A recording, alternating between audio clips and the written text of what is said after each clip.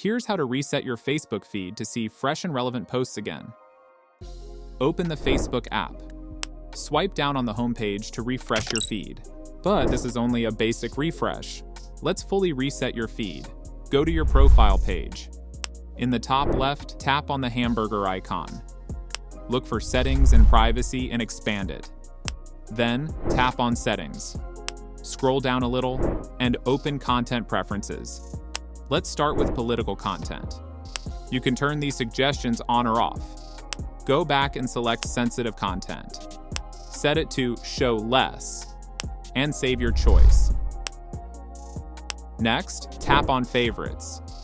Add or remove people and pages. Go back and select Snooze. Control who appears in your feed. After that, if you select the Unfollow tab, you can unfollow people if you accidentally followed them. And finally, tap on Reconnect. Here, you can follow people you haven't interacted with in a while. These settings help Facebook rebuild your feed from scratch. And that's it. For more interesting videos, subscribe.